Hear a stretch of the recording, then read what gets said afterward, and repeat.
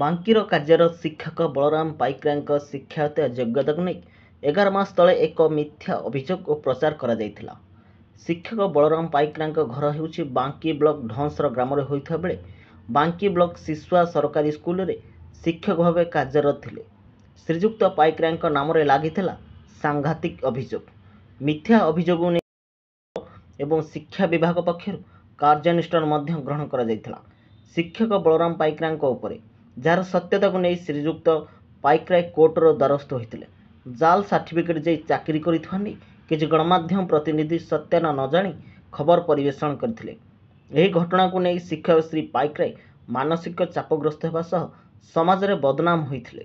ମାନ୍ୟବର କୋର୍ଟ ଓ ଶିକ୍ଷା ବିଭାଗ ବିଳମ୍ବରେ ହେଉ ପଛେ ସତ୍ୟତାକୁ ଅନୁଧ୍ୟାନ କରି ଶିକ୍ଷକ ଶ୍ରୀ ପାଇକରାୟଙ୍କ ଉପରେ ଲାଗିଥିବା ମିଥ୍ୟା ଆରୋପକୁ ପ୍ରତ୍ୟାଖ୍ୟାନ କରିଥିବା ଶିକ୍ଷକ ଶ୍ରୀ ପାଇକରାୟ ଏକ ସାମ୍ବାଦିକ ସମ୍ମିଳନୀରେ କହିଛନ୍ତି। ଆସନ୍ତୁ ଶୁଣିବା ଶିକ୍ଷକ ଶ୍ରୀ ପାଇକରାୟ ଏବଂ ଡମପଡ଼ା ବ୍ଲକ ଶିକ୍ଷା ବିଭାଗ ଅଧିକାରୀ ନରେନ୍ଦ୍ର ବେହେରା କ'ଣ କହିଛନ୍ତି।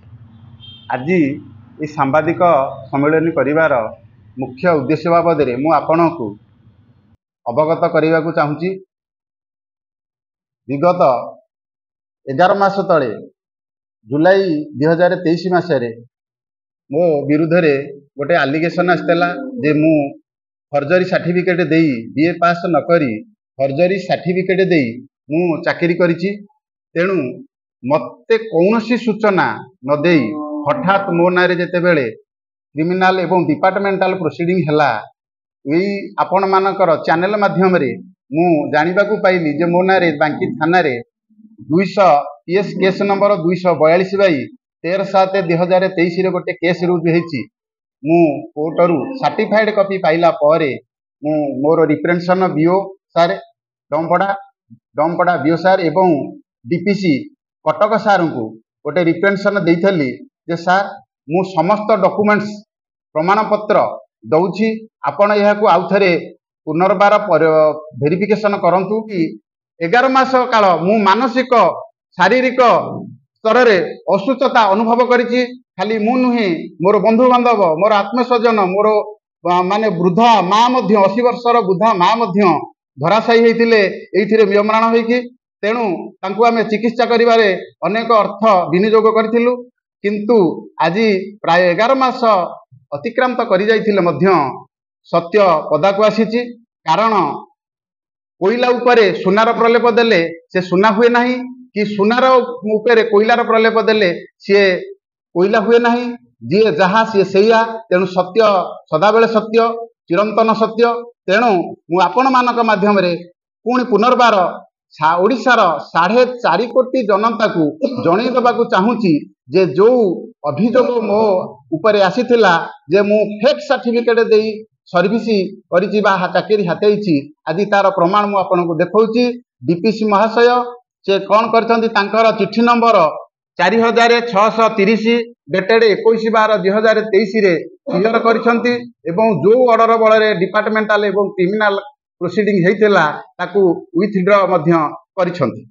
ତେଣୁ ବର୍ତ୍ତମାନ ଏ କେସ୍ ୱିଥଡ୍ର ହେଇଥିଲେ ମଧ୍ୟ ମୋତେ BO ସାର୍ କ'ଣ କରିଛନ୍ତି ନା ଏବେ 2 ଦିନ ତଳେ 10/6/2023 ମୋତେ ୟାର କପି ଦେଲେ, ଯୋଉଟାକି କ୍ଲିୟର ଏଇଠି BO ସାର୍ ମାର୍କିଂ କରିକି ଦେଇଛନ୍ତି 10 ତାରିଖ 10/6।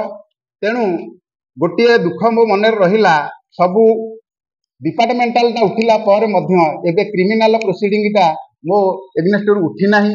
ତେଣୁ ମୁଁ ଆପଣଙ୍କ ମାଧ୍ୟମରେ BO ସାର୍ଙ୍କୁ ପୁନର୍ବାର ଅନୁରୋଧ କରୁଛି, ଯେହେତୁ BO ସାର୍ FIRଟି ନିଜେ ଦେଇଛନ୍ତି, ତେଣୁ ଡିପାର୍ଟମେଣ୍ଟାଲ କେସ୍ ଉଠିଲା ସତ, କିନ୍ତୁ କ୍ରିମିନାଲ କେସ୍ଟି ଯେହେତୁ ଆପଣ ନିଜେ ଦେଇଛନ୍ତି FIRଟି, ତେଣୁ ଆପଣ ଥାନାକୁ ଏଥିରେ ଏଇ ଚିଠି ମାଧ୍ୟମରେ ଆପଣ ଥାନାକୁ ଟିକେ ଅବଗତ କରେଇଲେ ମୁଁ ନିଶ୍ଚିତ ଚିର ଉପକୃତ ଲାଭ କରିବି। ଯେ ଯେଉଁ ଭାଇମାନେ ସୋସିଆଲ ମିଡ଼ିଆରେ ନେଗେଟିଭ ମନ୍ତବ୍ୟ ଦେଇଥିଲେ ଯେ ମୋର ଫେକ୍ ଆଉ ଫର୍ଜରୀ ସାର୍ଟିଫିକେଟରେ ଚାକିରି ହାତେଇଥିବା ଘଟଣାକୁ ନେଇ, ତେଣୁ ମୁଁ ଅନୁରୋଧ କରୁଛି ଏପରି ଘଟଣା କେବେ କାହା ବିରୁଦ୍ଧରେ ମତାମତ ନ ଦିଅନ୍ତୁ। କାରଣ ଆମର ସମ୍ବିଧାନରେ ଲେଖା ଅଛି 100 ଦୋଷୀ ଖସି ଯାଆନ୍ତୁ ପଛେ ଜଣେ ନିର୍ଦ୍ଦୋଷୀ ଦୋଷୀ ଦଣ୍ଡ ନ ପାଉ। ନରେନ୍ଦ୍ର କୁମାର ବେହେରା, ବାଙ୍କି ଡମପଡ଼ା। ଆମର 2350 ଡେଟ୍ 17/7/2023 ଡିପିସିଙ୍କ ଚିଠି ଅନୁସାରେ ବଳରାମ ପାଇକ ଏଫଆଇଆର ଦିଆହେଇଥିଲା। ତାଙ୍କର ସାର୍ଟିଫିକେଟଟା ଫର୍ଜରୀ ଥିଲା ବୋଲି, କିନ୍ତୁ ବର୍ତ୍ତମାନ 4623 21/2023 ଚିଠି ଅନୁସାରେ ଆମର ଡିପିସି ଯୋଉ ଚିଠି କରିଛନ୍ତି ସେଥିରେ ତାଙ୍କର ଜେନ୍ୟୁଇନନେସ୍ ଅଛି ବୋଲି ପ୍ରମାଣିତ ହେଇଛି। ମୁଁ ଦେଇଥିଲି ଏଫଆଇଆରଟା ମୁଁ ଉଠେଇବି, କିନ୍ତୁ ଯେମିତି ମୋତେ ଦେଇଥିଲେ ଡିପିସି ଏଫଆଇଆରଟା ଦେବା ପାଇଁ, ସେମିତି ଡିପିସି ଗୋଟେ ଚିଠି କରିବେ ଏଫଆଇଆର ଦିଅନ୍ତୁ ବୋଲି। ଏଫଆଇଆରଟା ୱିଥଡ୍ର କରିବା ପାଇଁ କହିଲେ ମୁଁ ୱିଥଡ୍ର କରିଦେଲି। ବାଙ୍କିରୁ ଗଙ୍ଗାଧର ସାହୁଙ୍କ ରିପୋର୍ଟ, ଖବର ହବ୍ ଓଡ଼ିଶା।